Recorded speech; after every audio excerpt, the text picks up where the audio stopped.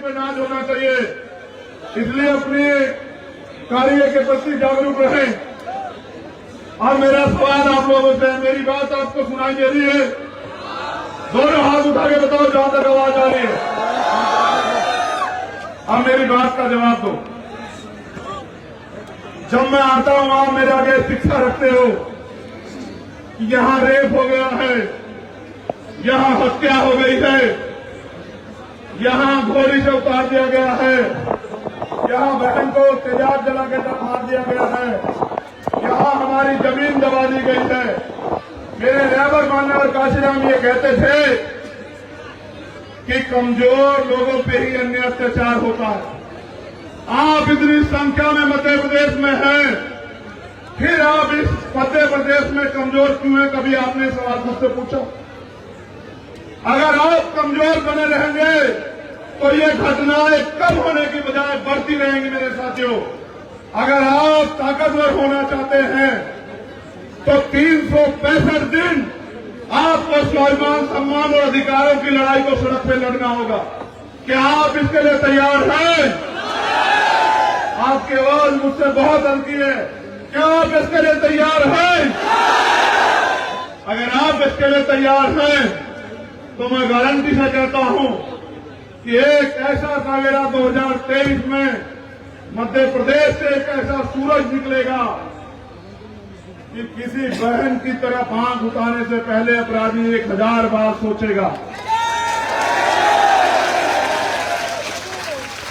किसी कमजोर की जमीन दबाने से पहले, उसके मकान को छीनने से पहले, उसको सताने से पहले, उसको घोड़ी से उतारने से पहले 1000 बार उसके सपने में भीम आर्मी और आजाद समाज पार्टी आएगी। मेरा आपका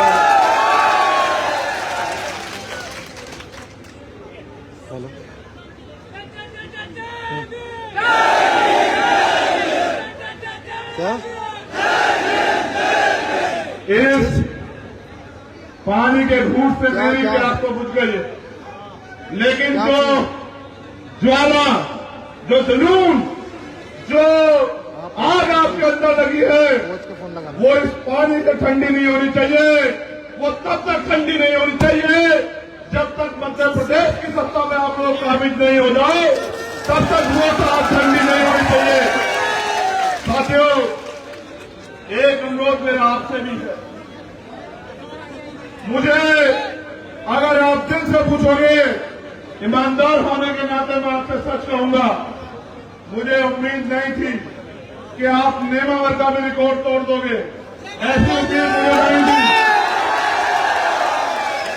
लेकिन मैं आपसे कहना चाहता हूं कि एक दिन जुटने से हम लोग जो हैं वो कामयाब नहीं हो सकते।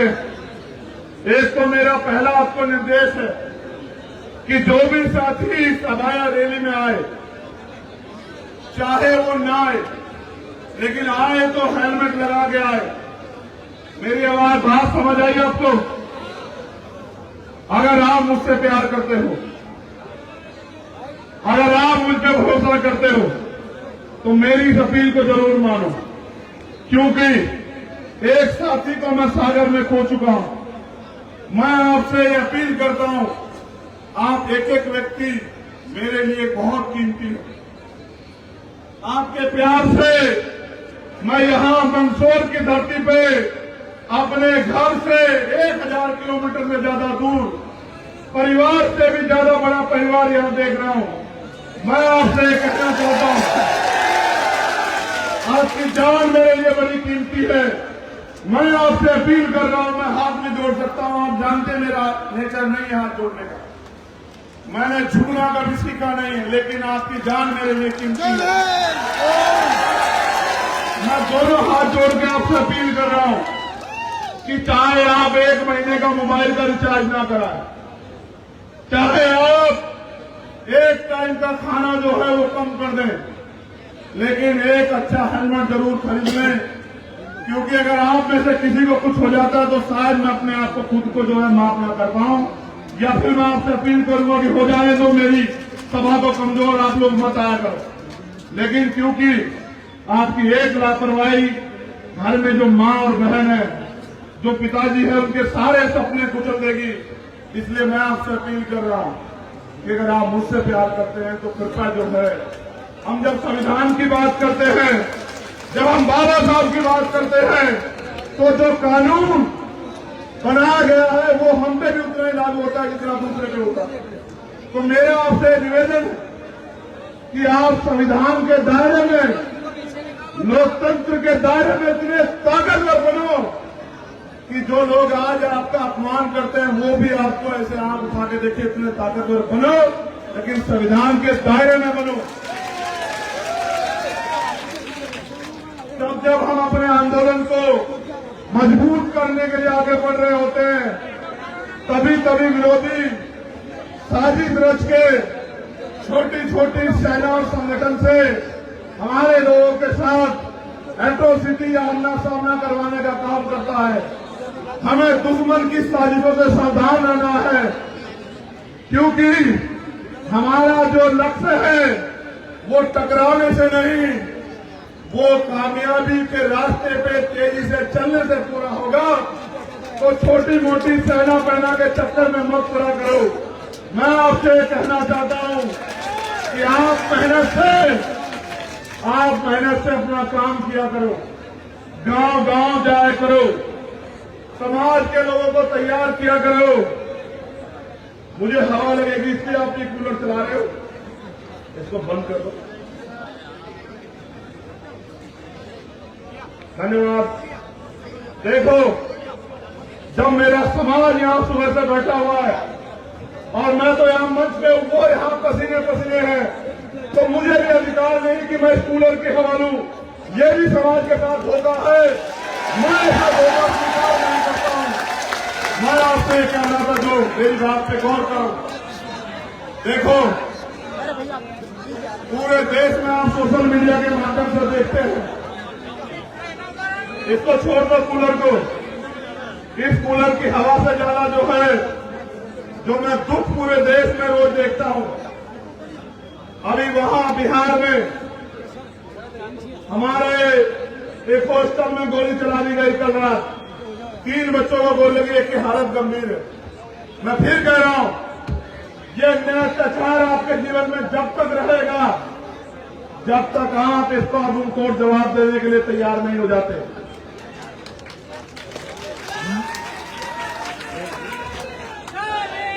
एक एक घटना पे मैं भी जाना चाहता हूं, आप भी चाहते हो कि कोई घटना हो जाए तो भैया आ जाए, मगर मैं ये पूछ रहा हूं, क्या घटनाओं पे जाने से घटनाएं बंद हो जाएंगी? बंद कैसे होगी आप ये बताओ, आप बताओ बंद कैसे होंगी? मैं बताता हूं बंद कैसे होगी। ये लोकतंत्र है, बहुमत का शासन, जिनका वोट उनका राज। इसलिए हमारे लेबर ने नारा दिया कि वोट हमारा राज तुम्हारा, वोट हमारा राज तुम्हारा। तो जब वोट आपके पास है तो आपका राज क्यों नहीं है? आप इस बात पे क्यों नहीं सोचते?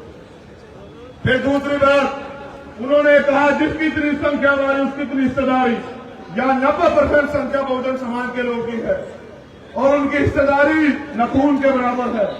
वो कांग्रेस बीजेपी में रहते अपने समाज की आवाज भी नहीं उठा सकते।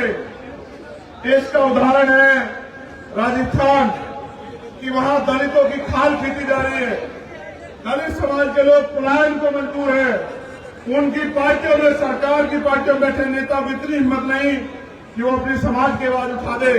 और यहां भी, इस सरकार में भी पॉलिटिकल इंटरवेंशन की वजह से काफी बड़ी संख्या में SC, ST और OBC के विधायक और MP भी मौजूद हैं। उनकी भी इतनी हिम्मत नहीं कि वो अपनी सरकार के खिलाफ जाके अपने समाज के लिए एक आवाज उठा दे। इसलिए मैं आपसे कह रहा हूं, इन तनखैये नेताओं का भरोसा छोड़ दो और इस बार पूरी ताकत लगा के, अगर आप मेरी बात को मानते हैं तो गांव गांव जाके बहुजन समाज में भाईचारा पैदा करो और भाईचारा पैदा करके वोट कितनी बड़ी ताकत है, वोट इतनी बड़ी ताकत है कि इस वोट की वजह से जो लोग आपकी गलियों में भी नहीं आया करते थे, जो लोग आपको छूना भी पाप समझते थे, वो भी आज आके आपके पैर पकड़ने का काम करते हैं। कोई आपके यहाँ खाना खाने का नाटक करता है, कोई आपके पैर धोने का नाटक करता है, कोई आपको यहाँ समरसता भोज करता है। ये इतनी बड़ी ताकत, जहाँ जो लोग आपको छूना पसंद नहीं करते थे, आज वो आपके घरों में आकर बैठते हैं। अगर ये ताकत अगर कोई है तो ये ताकत सिर्फ आपकी वोट है, जिसके लिए बाबा साहब अम्बेडकर ने अपने 4 बच्चे कुर्बान किए। मैं आपसे भी पूछ रहा हूं, जिस रहबर ने अपने 4 बच्चे हमारे लिए कुर्बान कर दिए कि हम इस देश में आजादी से जीत सके, उस रहबर के मिशन को आगे बढ़ाने की जिम्मेदारी क्या हमारी नहीं है? इतनी हल्की आवाज मैं समझता हूं कि क्या तो आपने खाना नहीं खाया या अब आप गर्मी से थक चुके हो। तो मैं आपसे दोबारा पूछता हूं कि जिस रहबर ने अपने 4 बच्चे इसलिए कुर्बान कर दिए कि चंद्रशेखर आजाद के तन पे अच्छे कपड़े रहे और कमजोर वर्ग को समानता, अधिकारों का, आजादी का जीवन मिले, उनके मिशन को कामयाब करना, आगे बढ़ाना क्या हमारी जिम्मेदारी नहीं है? हमारी जिम्मेदारी नहीं है? और उनके मूवमेंट को कामयाब करना हमारी जिम्मेदारी नहीं है? उन्होंने ये कहा 18 मार्च 1956 को, मेरी बात पर गौर करना नौजवान साथियों, अगर आप कहते हो कि आप एक पैर पे खड़े हो तो मैं वादा करता हूं कि मैं आज बाकी स्पीच एक पैर पे खड़े होकर दूंगा, लेकिन मेरी बात पे गौर करो। उन्होंने कहा कि मुझे मेरे पढ़े लिखे लोगों ने धोखा दिया। कहा या नहीं कहा? उन्होंने ये भी कहा जो बात कोई नहीं बताता, उन्होंने कहा कि मैं चैन से मरना चाहता हूं, मैं बूढ़ा उतरा हूं, मैं बीमार रहता हूं, जो मैं अपने समुदाय के लिए करना चाहता था उसका 10% भी नहीं कर पाया। उन्होंने हमसे भी ये कहा जो इतिहास में हम पढ़ते हैं वो सबके लिए था, उस समय के लोगों के लिए भी, आज हमारे लिए भी, कि जब मैं अपने चारों तरफ देखता हूं तो मुझे एक भी नौजवान ऐसा दिखाई नहीं देता जो इस आंदोलन का बंबू बन के, इस आंदोलन का सिपाही बन के इस आंदोलन को आगे बढ़ा सके। मैं चैन से मरना चाहता हूं, अगर नौजवान इसकी जिम्मेदारी लेकर खड़े हो जाए तो मैं चैन से मर सकूं। उनका सपना था, उनके साथ साथ मेरे गुरु, मेरे रहबर काशीराम साहब का भी ये सपना था कि देश पे लोकतंत्र के जरिए कमजोर वर्ग के लोगों की हुकूमत आए, वो देश का हुक्मरान बने।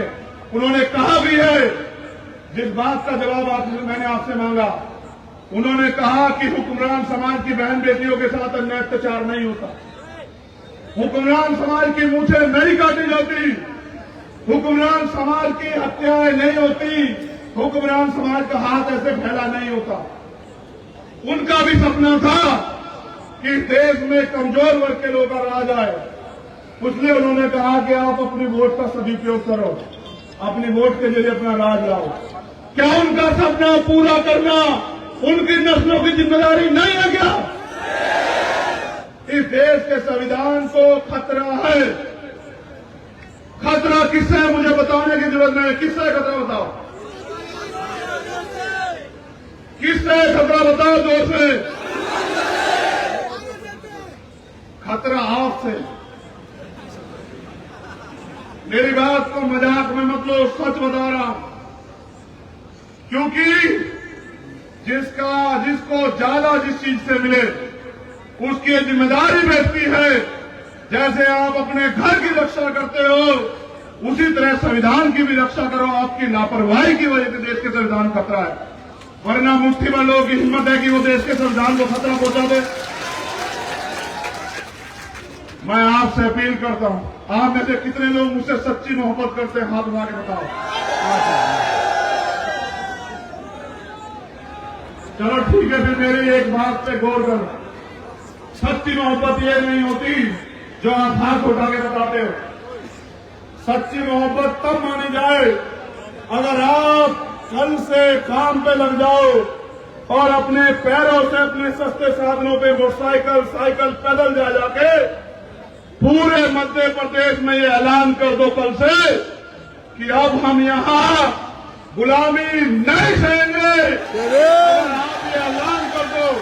उसके साथ साथ आप ये भी तय करो, गौर करना मेरी बात पे, कि जो भी भारतीय संविधान का अपमान करेगा, जो भी हमारे अधिकारों के खिलाफ आंदोलन करेगा, रैली निकालेगा हमारे आरक्षण के खिलाफ, दलित पिछड़े आदिवासियों के आरक्षण के खिलाफ, जो भी हमारे एक्ट के खिलाफ रैली आंदोलन करेगा, जो हमारे देश के संविधान को बदलने की बात करेगा, ऐसे समाज और ऐसे दल को हम लोग 3 चीज देना बिल्कुल बंद कर देंगे। चाहे वो हमारा दोस्त क्यों ना हो, चाहे वो हमारा जो है करीबी क्यों ना हो, ना तो हम उन्हें दान देंगे, ना हम उन्हें सम्मान देंगे और ना ही हम उन्हें मतदान देंगे।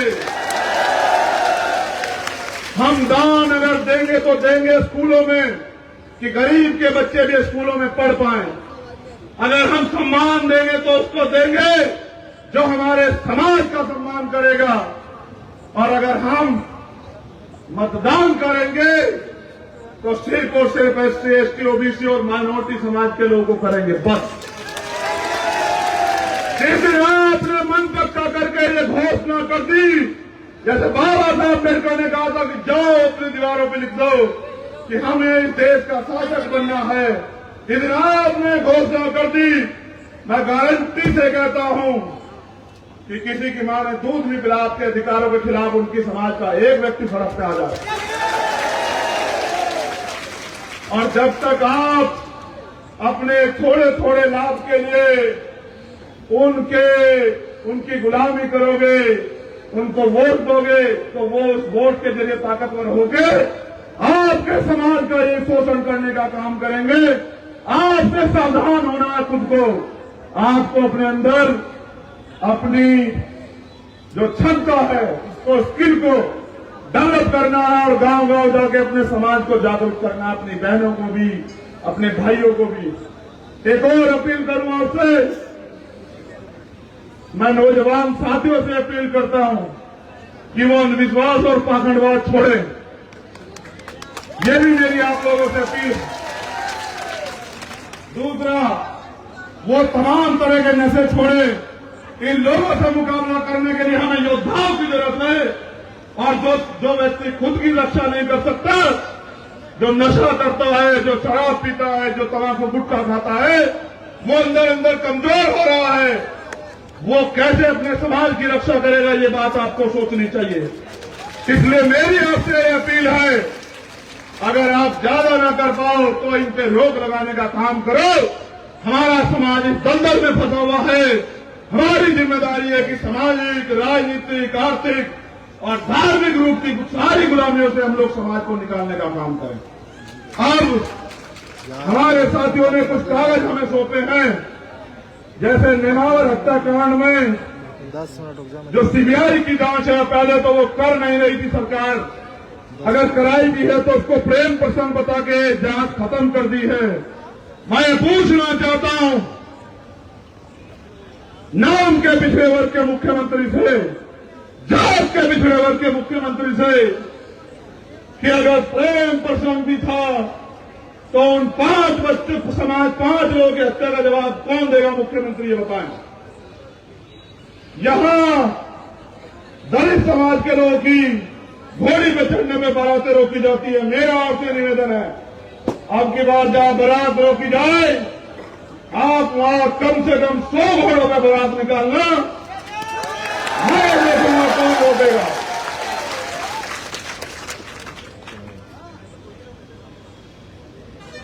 एक काराकोट तहसील भानपुरा में आदिवासियों को धर्मशाला नहीं बनाने दे रहे। मैं तो पहले कह रहा हूं कि गुलाम को कोई अधिकार नहीं होता।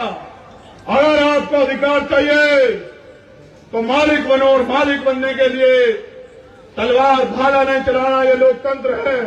राजतंत्र में राज जो है वो तलवार भाला बंदूक से ले आता, लाठियों से ले आता था। अब तो आपको ईवीएम का बटन दबाना है और राज अपने हाथों में ले लेना है। इसलिए मैं आपसे अपील कर रहा हूं कि आदिवासियों में, दलितों में, पिछड़ों में, मुसलमानों में, बौद्धिस्टों में, जैन में, सिख में, ईसाइयों में, पारसियों में, यहूदियों में भाईचारा पैदा करें। आदिवासियों को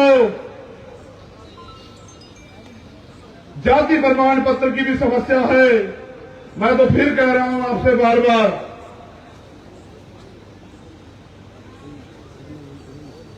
16 अक्टूबर को प्रदेश अध्यक्ष जी का आदेश है कि एक और सामाजिक न्याय यात्रा मध्य प्रदेश के उज्जैन में होने जा रही है। इस बार मैं एक दिन पहले आ जाऊंगा तो आपको इतने लंबे समय तक इंतजार नहीं करना पड़ेगा। मैं आपसे एक और वो कर रहा हूं कि यहां की विधानसभाओं पे कब्जा करने के लिए मैं बहुत जल्द पूरे मध्य प्रदेश में साइकिल या पैदल के माध्यम से यात्रा करने जा रहा हूं। आप सब लोग कमर कसें।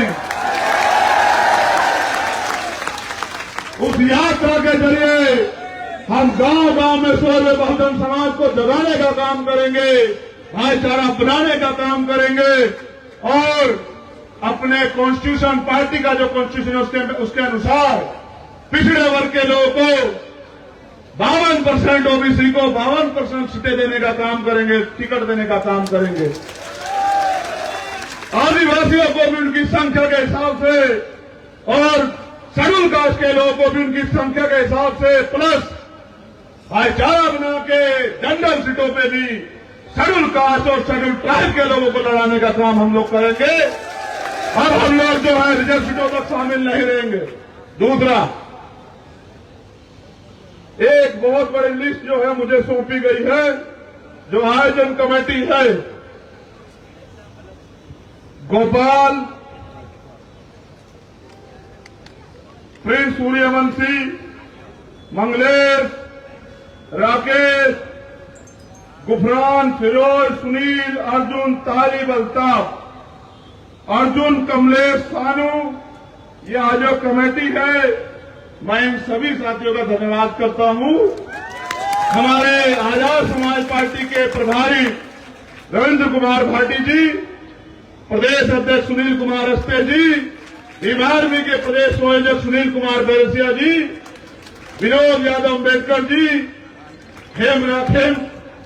खेमराज बोध जी, हमारे सीनियर बाबू जी, हमारे महाराष्ट्र के प्रभारी दत्तू मेरे जी और जो तमाम साथी यहां काम कर रहे हैं, हमारे जिलाध्यक्ष प्रिंस सूर्यवंशी जी, मैं आप सब साथियों को ये विश्वास दिलाता हूं कि अगर आपने गुलामी की बेड़ियां तोड़ने का संकल्प ले लिया है तो कर दो ऐलान कि जाओ लगाओ पूरा जोर। इस बार आजाद समाज पार्टी का इस शोर जो है मध्य प्रदेश में सुनाई देगा। आप सब लोगों ने इतने लंबे समय तक इंतजार किया। आप सब लोगों ने, आप सब मेरी जय जयकार करने से आपके जीवन में कुछ नहीं बदलेगा।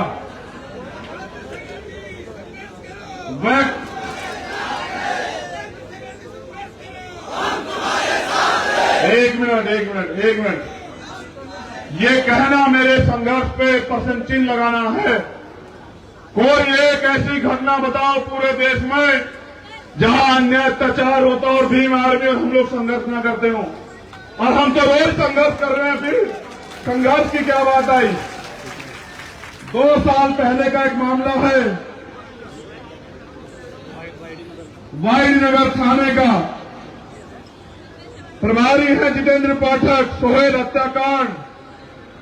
पुलिस कर्मियों ने मारा, मुकदमा दर्ज हुआ 201 302 में, अभी तक कोई गिरफ्तारी नहीं हुई। मैं यहां के मुस्लिम समाज के भाइयों से भी ये कहना चाहता हूं, निकम्मों का भरोसा छोड़ दो और बहुजन समाज में एकता बना के काम करने वाले लोगों को मौका दो। और फिर देखो कि कोई भी व्यक्ति अन्य अत्याचार करने से पहले 2000 बार ये सोचने का काम करेगा कि लोगों को सताना नहीं है। बहुत बहुत धन्यवाद। एक निवेदन के साथ, आप जितनी जिम्मेदारी से आए हो उतनी जिम्मेदारी से पूरे अनुशासन में जाने का कार्य करोगे, पहली बात। दूसरी बात, मैं यहां के प्रशासन से कहना चाहता हूं, उन्होंने अच्छी व्यवस्था की, उनका धन्यवाद। लेकिन आपकी जिम्मेदारी तब तक है जब तक हमारे कार्यकर्ता क्षेत्र से अपने घर तक नहीं पहुंचाते। अगर कोई माहौल खराब करने के लिए हमारे कार्यकर्ताओं के साथ छेड़खानी करने का काम करेगा तो इसकी जिम्मेदार मध्य प्रदेश सरकार और यहां का प्रशासन और पुलिस होगी। अगर मेरे कार्यकर्ता की तरफ एक लाठी या एक उंगली उठेगी तो पूरे प्रदेश का चक्का जाम करने का काम हम लोग करेंगे। तो जब तक सह सम्मान हमारे कार्यकर्ता अपने गंतव्य को न पहुंच जाए, आप अपनी पुलिस को अलर्ट कर दो। और अगर किसी के दिमाग में गलतफहमी हो तो उसको भी ये बता दो, मैंने ये संविधान का पालन करना सिखाया है। जिस दिन मैंने इनसे सामना करने के लिए कह दिया, उस दिन इस धरती में पढ़ने आ जाएगी, ये बात आप लोग याद रखो। इसलिए मैं भी आपसे दोबारा पुनः अनुरोध कर रहा हूं। एक तो मैं इन बहनों से जरूर मिलूंगा जो माए बहनें बैठी हैं, आप लोग इनसे दूर हो जाएं। मैं मीडिया से बात करके वहां आऊंगा। दूसरी बात, पूरी जिम्मेदारी से एक कार्यकर्ता का ध्यान रखते हुए आप लोग घर जाएंगे और सबकी सूचना लेंगे। एक बार पुनः मोबाइल के लाइट चलाकर दिखा दो, कहीं आप सभा से पहले चले तो नहीं गए हो।